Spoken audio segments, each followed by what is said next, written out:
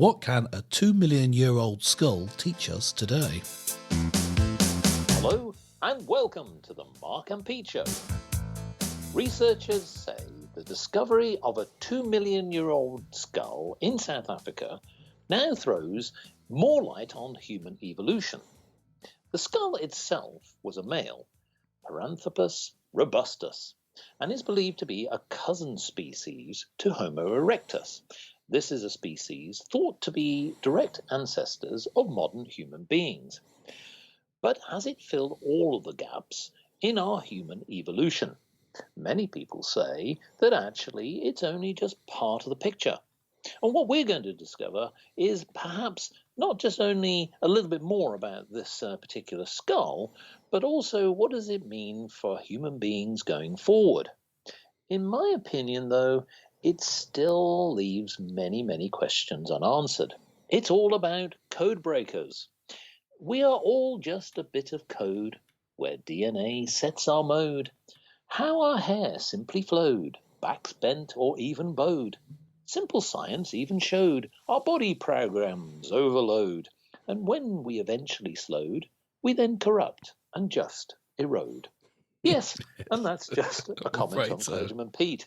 So, Clergyman Pete, I ask you, just before you wither away into the annals of time, it's about to happen. What does this discovery now mean for the future of human beings? Well, it's interesting, isn't it? They're finding this relation of humans. A relation of yours? Yes, a distant relation. Yes. Well, this can't be my mother-in-law because it was a male, so I can't make a sexist joke like that. But I could point out that they just looking at the skull, the scientists were able to determine it was male, and that's because in a female skull the teeth are worn down from more than nagging. Did you know that? Exactly.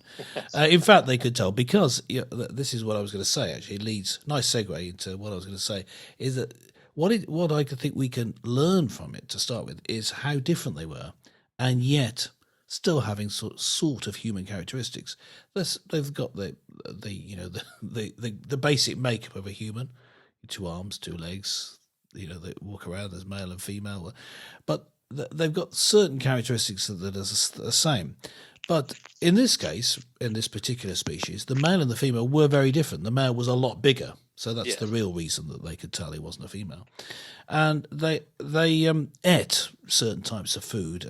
In fact, they were very specific, it seems, about what they ate. And that might have been part of the reason why they died out.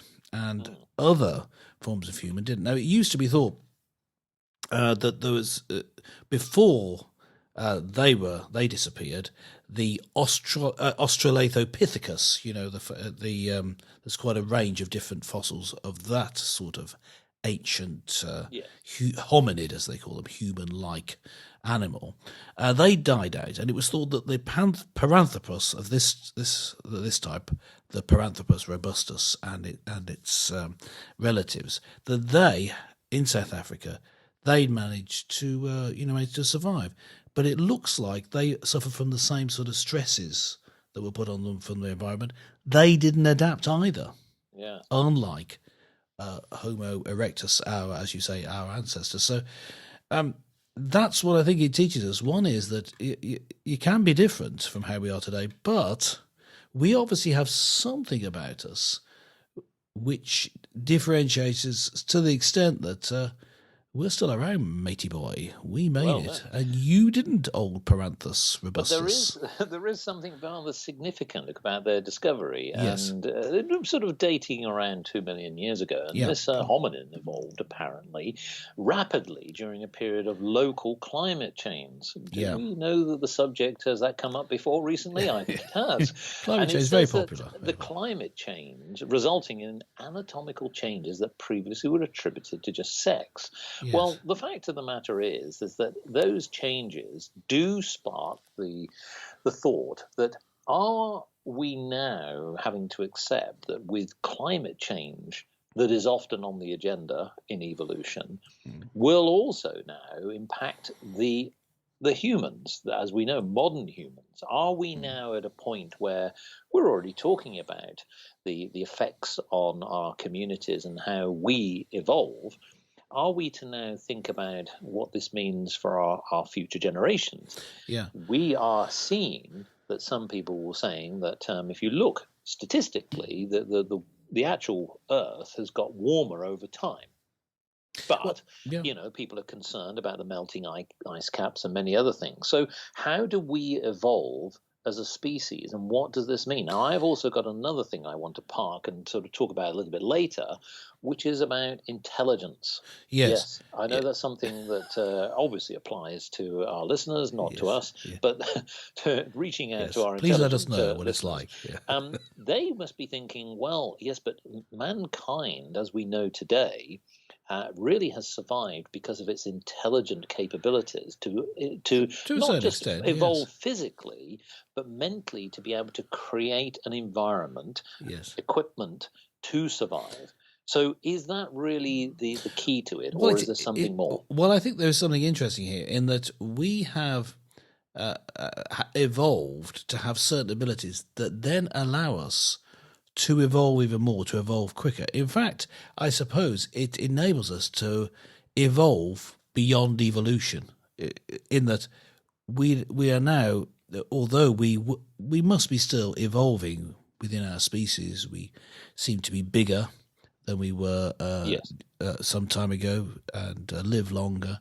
We're different. We're different than. And is that attributed to diet, for example? Well, there's Medicine. diet, exercise, medicine. Such that we have to a certain extent escaped evolution, but I don't think we have altogether.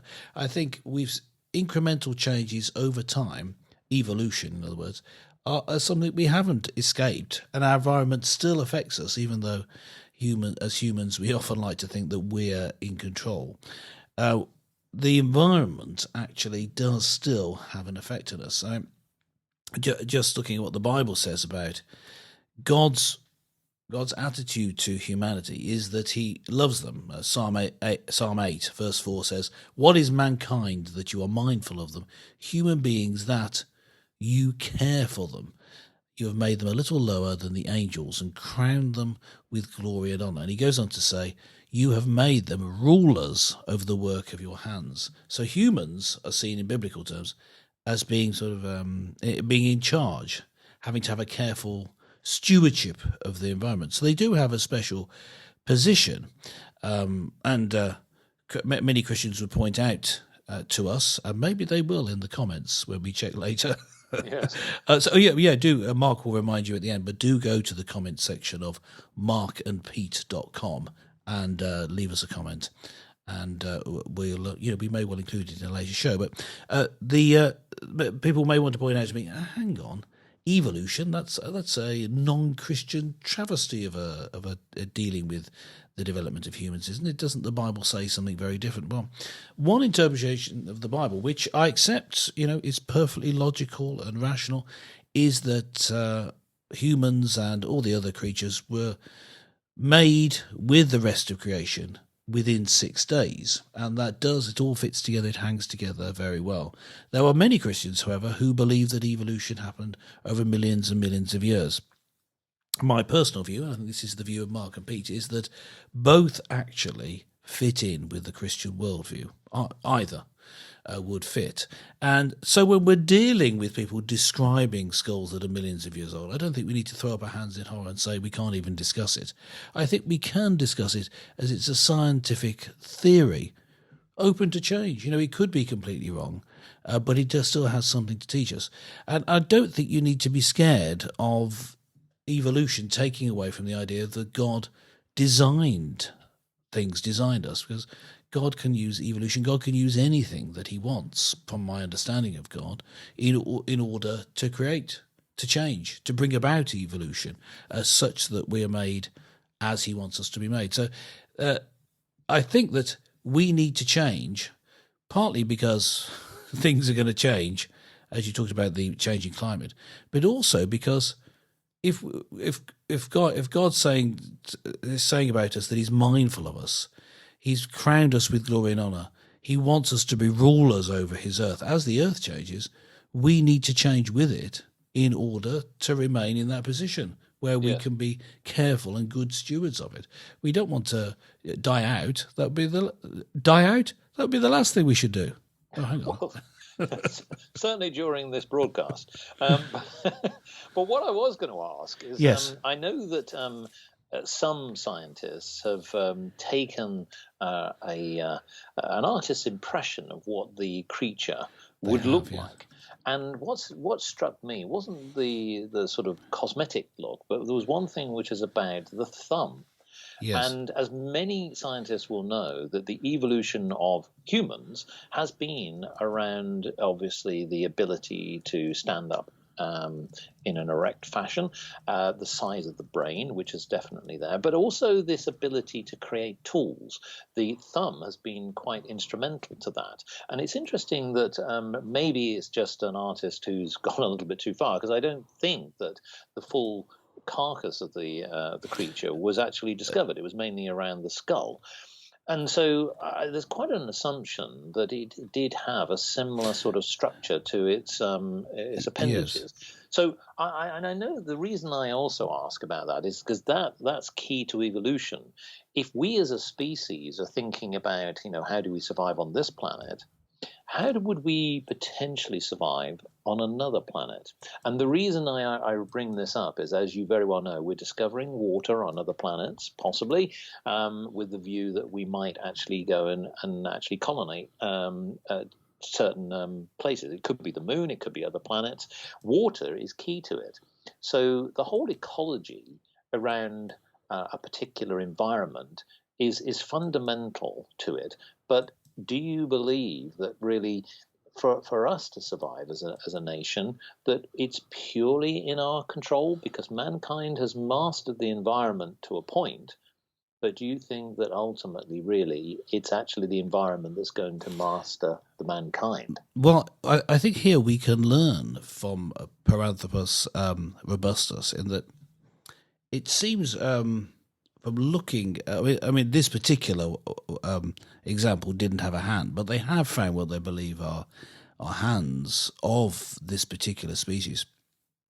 And it looks like, although they don't have hands with the completely opposable thumb as we do, it looked like it had changed, and this is why some people believe in this development of evolution from one species to another. There aren't any intermediate forms that have been discovered yet, so those who believe in the creation in 6 days still are quite rational to believe in that. But it does seem that their hands had changed to be good at precision grasping. They were not like chimpanzees where the thumb is completely around the other way. I don't know, haven't looked into the data on this too closely. I don't know how true that is, but that's certainly what some fossils from about 2 million, I think these are from 1.8 million years ago.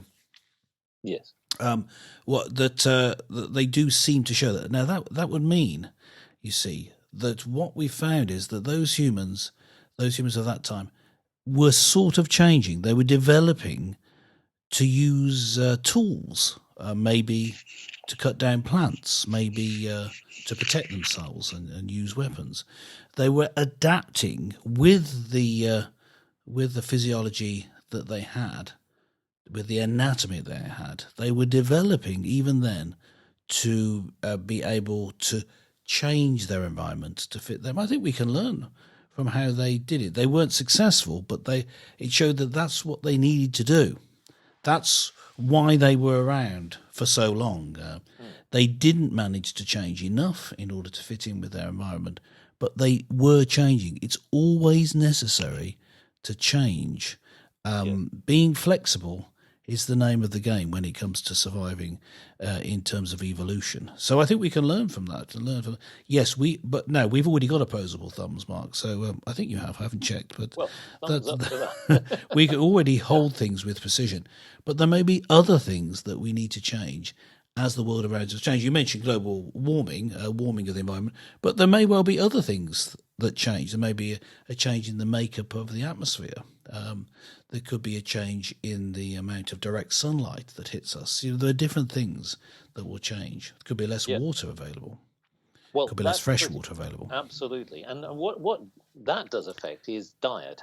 And we've seen that, with the world that we're in today, that there are parts of the world that suffers badly. And if you don't have, as you say, good agriculture, if you don't have good foods, that is going to impact on your health. And ultimately, that could obviously wipe out communities. But ultimately, if it does progress and spread, and we don't look after our planet, then we Yeah. still, as intelligent as we may think that Yes. we are, you still need nature and work with nature to be able to provide the foods Yes. for everybody to survive. So, with obviously our Paranthropus robustus, I mean, he as a creature clearly was limited in terms of the type of diet that he could turn to, and so I guess really in terms of irrespective of the appendages and the size of thumb, etc., he could only actually his